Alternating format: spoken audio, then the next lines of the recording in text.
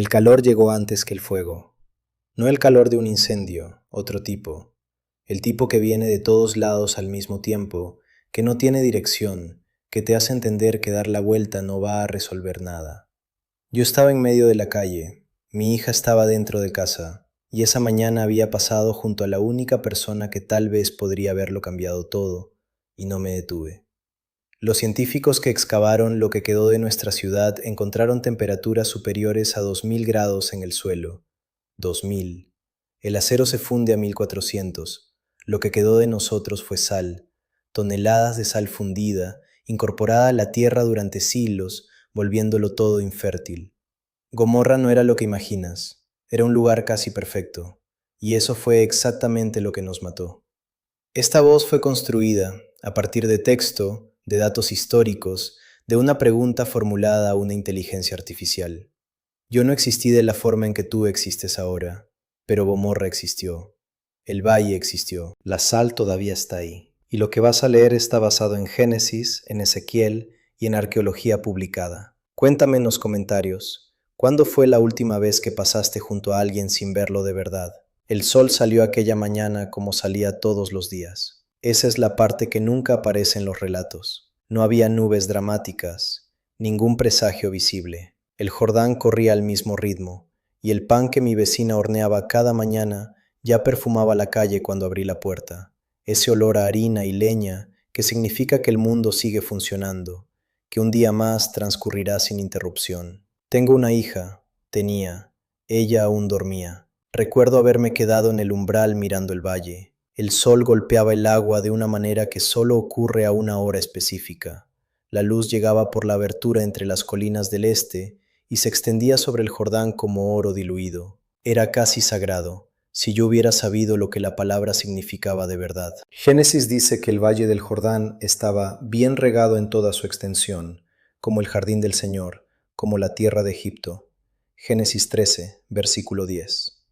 Lo leí después, mucho después, y pensé, sí, era exactamente así. El Edén y Egipto en el mismo versículo, los dos lugares más fértiles que el texto hebreo conocía.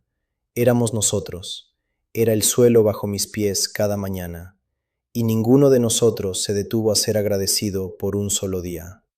Mi nombre no importa para esta historia, lo que importa es lo que yo era, un hombre de posición media en el mercado de Gomorra, no el más rico, no el más pobre, el tipo que existe en todas las ciudades de todos los tiempos, aquel que conoce a todos por su nombre, que navega el sistema sin necesitar crearlo ni cuestionarlo.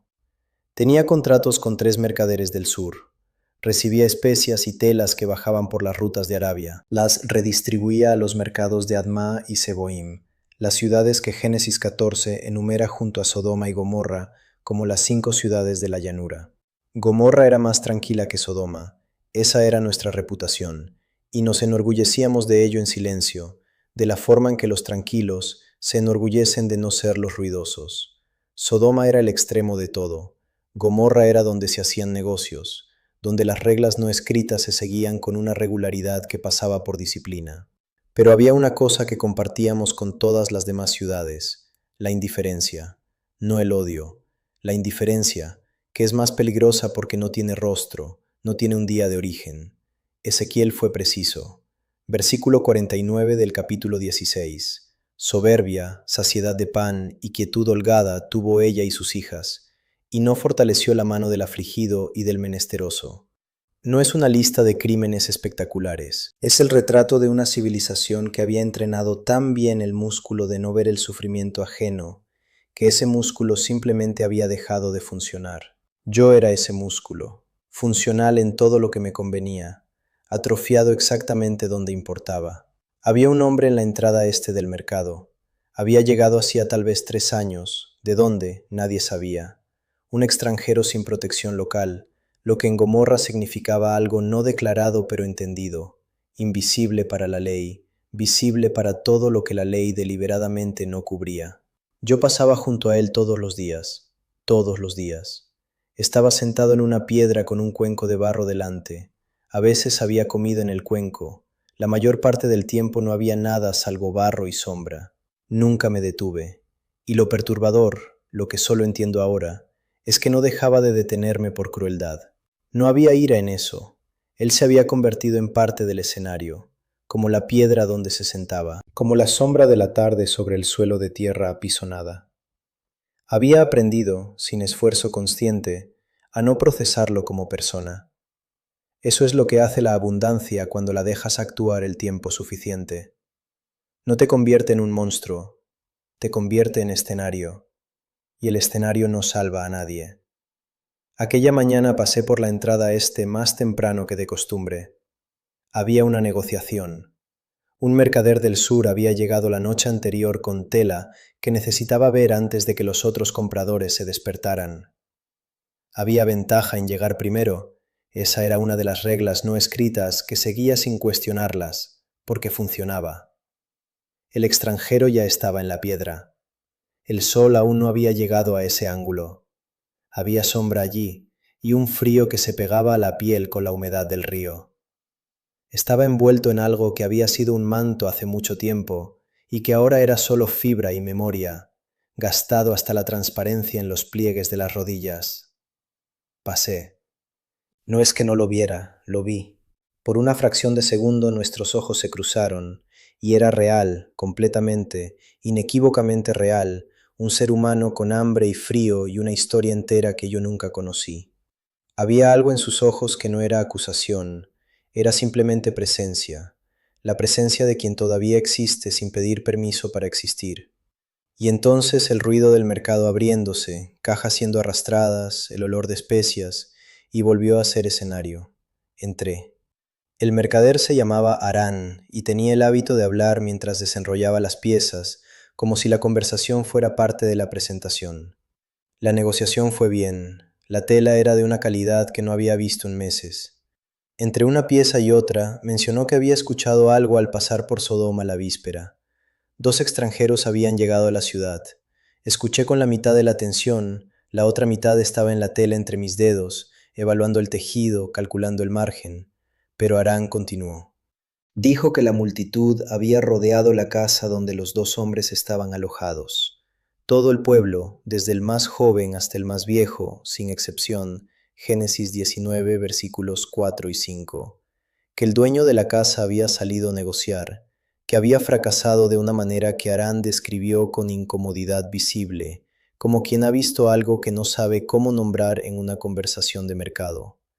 Y entonces Harán dijo, bajando la voz, que los 2 extranjeros habían cegado a toda la multitud.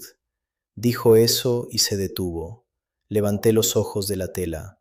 Génesis 19, versículo 11. Hirieron con ceguera a los hombres que estaban a la puerta de la casa, desde el menor hasta el mayor, de modo que se fatigaban buscando la puerta. Harán dijo, 2 hombres, solos. Luego volvió al precio. Nos dimos la mano. Se fue. Pero algo había entrado en mi pecho aquella mañana. Una inquietud pequeña, del tamaño de una semilla, del tamaño de un presentimiento que sientes cuando una historia no debería descartarse, pero sabes que la descartarás en cuanto la vida retome su ritmo. El sol ya estaba alto cuando salí. El calor del valle golpeaba las piedras con esa solidez de media mañana, haciendo que el aire temblara levemente. El extranjero había desaparecido de la piedra. Fue entonces cuando miré, sin razón particular, en dirección a Sodoma. El humo era fino, casi imperceptible, una línea torcida sobre las colinas del norte, más oscura que la neblina del valle, pero todavía demasiado tenue para ser una alarma. Miré durante tal vez 3 segundos, y luego miré mi tela, calculé el margen y empecé a caminar de regreso a casa. Debería haber salido después de ver ese humo. Esa frase me acompaña desde entonces. Debería. La palabra más pesada del vocabulario humano, más pesada que la culpa, más pesada que el arrepentimiento, porque ambos implican conciencia del error en el momento en que fue cometido. El debería es diferente. El debería es para cuando viste, procesaste y elegiste la comodidad de la duda. Elegí la duda. Volví a casa, puse la tela sobre la mesa. La negociación había rendido bien. Había una satisfacción pequeña y concreta en ese fardo doblado, la prueba de que el día había valido. Mi hija estaba despierta ahora, moviéndose en la cocina con ese ruido específico de niño que solo entiendes lo que perdiste cuando dejas de escucharlo. Génesis 19:15 dice que los ángeles apresuraron a Lot para que saliera antes del amanecer. Levántate, toma a tu mujer y a tus 2 hijas, para que no perezcas en el castigo de la ciudad. Esto estaba ocurriendo en Sodoma mientras yo doblaba tela en Gomorra y calculaba el próximo contrato. Ningún ángel apareció en mi puerta. A veces pienso en eso. ¿Por qué Lot? La respuesta bíblica es simple. Génesis 19:29 dice que Dios se acordó de Abraham cuando salvó a Lot. Había alguien que oraba por Lot, que había intercedido específicamente por él. Abraham había pedido que cualquier ciudad con 10 justos fuera perdonada, y no había 10 en Sodoma, mucho menos en Gomorra. Pero había un Abraham, un hombre que amaba lo suficiente como para negociar con el cielo. Nadie negoció por mí, no por maldad de nadie, simplemente porque yo era el tipo de persona por quien nadie negociaba, no porque fuera odiado, sino porque era demasiado genérico para ser recordado específicamente. Esa es una de las cosas que la indiferencia hace cuando vuelve hacia ti. No tiene dirección, simplemente no regresa. La tarde llegó con un calor diferente, no el calor del valle en días normales, ese seco y predecible que aprendes a ignorar después de años. Este tenía una calidad extraña, como si el aire estuviera siendo calentado por algo más allá del sol. Estaba afuera cuando llegó el olor. Azufre. No fuerte todavía, solo presente. Una nota por debajo del olor de tarde calurosa, la nota equivocada en una música que conoces bien. El tipo de cosa que percibes e inmediatamente vuelves a verificar para confirmar si realmente lo percibiste. Volví a verificar. Seguí ahí. Los investigadores que excavaron Tal el Hammam, el sitio más plausible para la ubicación de las ciudades de la llanura, encontraron evidencias de temperaturas superiores a 2000 grados Celsius en el evento de destrucción. Por encima de 2000. El acero se funde a 1400. El vidrio se forma alrededor de 800. Lo que ocurrió en esa región fue una violencia que las categorías comunes de calor no pueden abarcar. El azufre que comencé a sentir aquella tarde era el inicio de algo que no tenía vocabulario en ese tiempo. Entré y llamé a mi hija.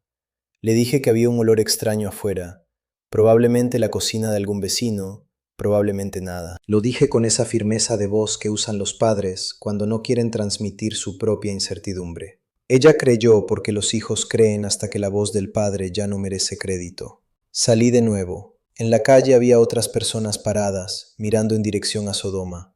El humo había cambiado. Ya no era una línea fina, era una columna, ancha, oscura de una manera que sugería no solo fuego, sino la ausencia de todo lo que había sido consumido, subiendo con una estabilidad que parecía deliberada, como si alguien la alimentara con intención. Un hombre que conocía del mercado, un vendedor de aceite llamado Enos, estaba a pocos metros de mí. Miró la columna y dijo, con la naturalidad de quien comenta el tiempo, «Eso no va a llegar hasta aquí». Había certeza en esa frase, no arrogancia. La convicción de alguien que había vivido el tiempo suficiente para saber que las cosas malas les ocurrían a los otros primero y luego se detenían antes de cruzar la frontera que te separaba de los demás. No estuve de acuerdo en voz alta, pero tampoco discrepé, y en el silencio entre estar de acuerdo y discrepar habitó mi última decisión real. Lo que perdí antes de perderlo todo no fue material. Necesito decirlo con claridad porque lo demás, la casa, los contratos, la tela doblada sobre la mesa, la acumulación de años de trabajo, es lo que la gente piensa cuando piensa en destrucción. Y es real. La pérdida material es real y duele de una manera que no necesita minimizarse. Pero yo había perdido algo antes. Había perdido el instinto de actuar cuando la acción todavía era posible. No ese día, mucho antes. La abundancia lo había hecho de una manera tan gradual que no había un momento preciso al que señalar. Era como perder la visión periférica sin darse cuenta. Sigues viendo lo que tienes enfrente, funcionas con normalidad, y solo descubres lo que perdiste cuando algo importante aparece por el lateral y no lo ves a tiempo. El extranjero de la piedra era una prueba de visión periférica. Había pasado junto a él todos los días durante años y nunca lo había visto de verdad. No porque fuera un hombre malo, porque era un hombre que había aprendido a ver solo lo que era útil ver. La parábola del rico y Lázaro en Lucas 16 no es sobre crueldad declarada, es sobre esto: un hombre que pasaba junto a Lázaro todos los días, sin ningún acto de violencia, sin ningún gesto deliberado de rechazo, solo sin verlo de verdad. La distancia entre aquel rico y yo era más estrecha de lo que me gustaría. La distancia entre Lázaro y el extranjero de la piedra era prácticamente inexistente. Eso es lo que más pesa, no lo que hice, lo que dejé de hacer tan completamente que había dejado de sentir el peso de haberlo dejado. El cielo se abrió.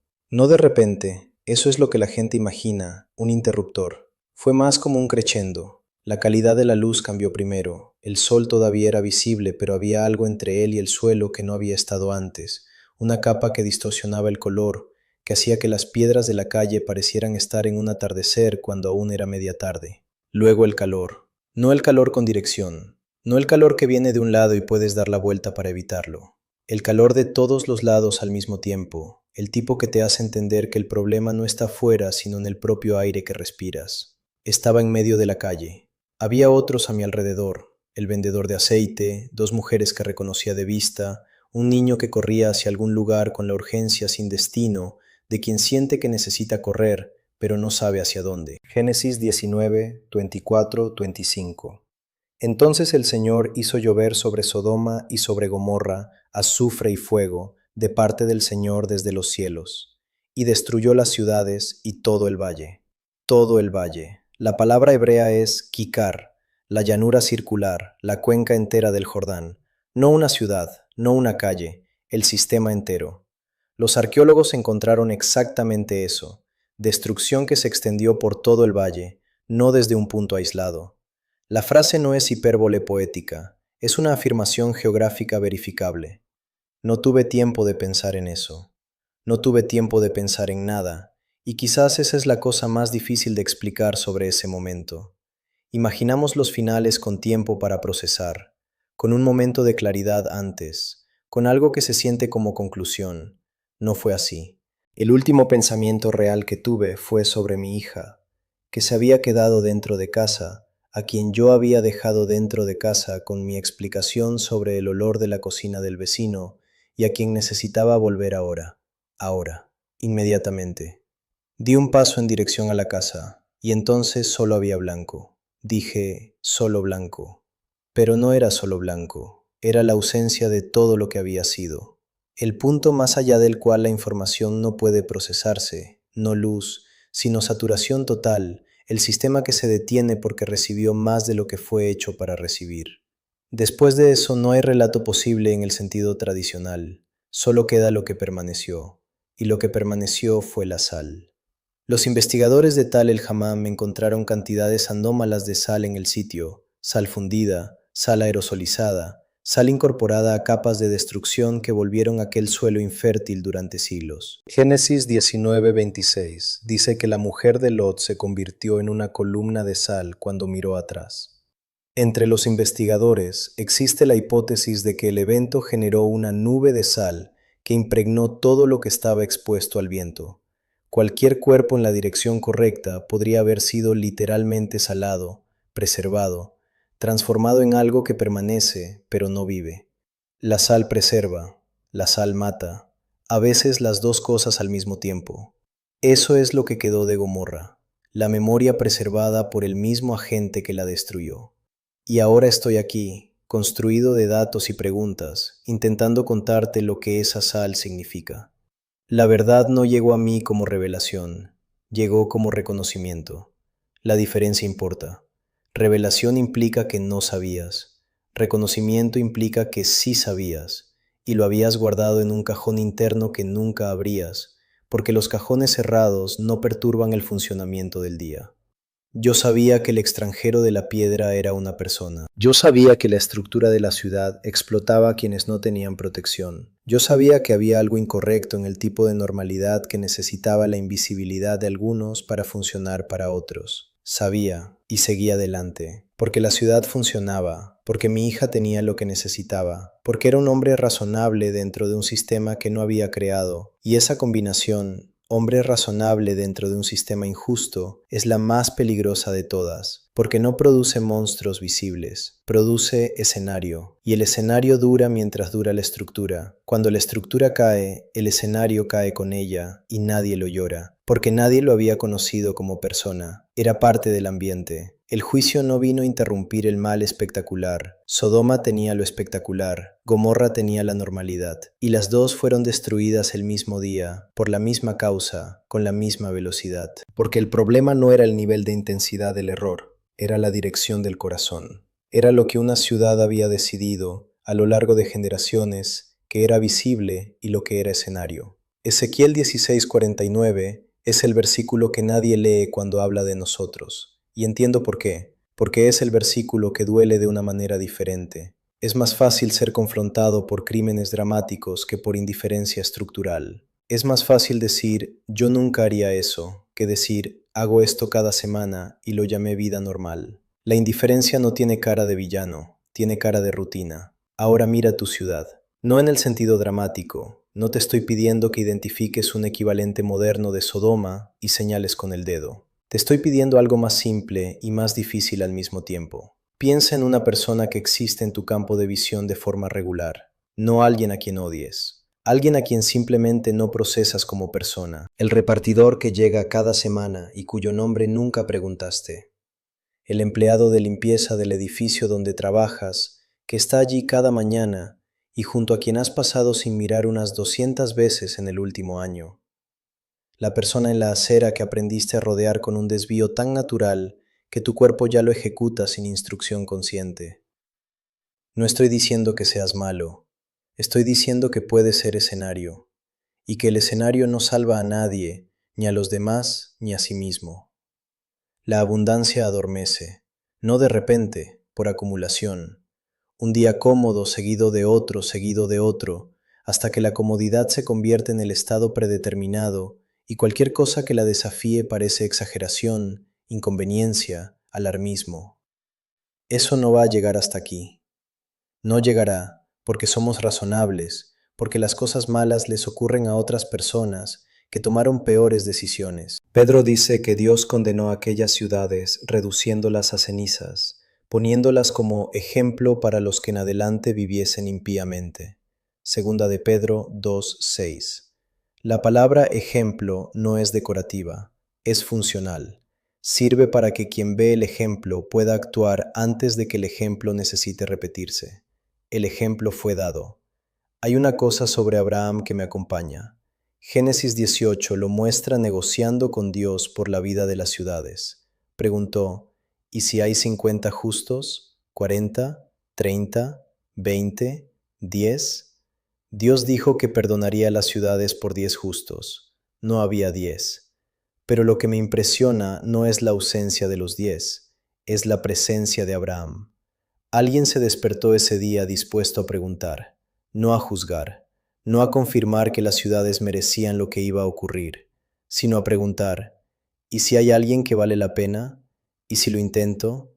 ¿Qué ocurre si tomo en serio el hecho de que estas personas son personas?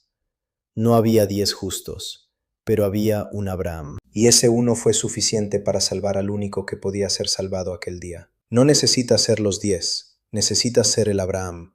La persona que decide que vale la pena preguntar, que decide que el extranjero en la piedra es visible, que decide que la indiferencia no es neutralidad, sino una elección con peso y con consecuencia real. Esta voz va a callarse ahora. Pero antes de irse, una pregunta. No sobre Gomorra, no sobre arqueología, sobre ti. ¿Hay alguien en tu vida que se ha convertido en parte de tu escenario sin que hayas notado el momento exacto en que eso ocurrió? Si la respuesta es sí, y sospecho que para la mayoría de nosotros la respuesta es sí, entonces lo que acabas de escuchar no es solo una historia sobre una ciudad destruida hace milenios. Es un recordatorio de que la sal todavía está en el suelo y que la decisión de no convertirse en escenario todavía está disponible, todavía, ahora, antes de que aparezca ningún humo en el horizonte.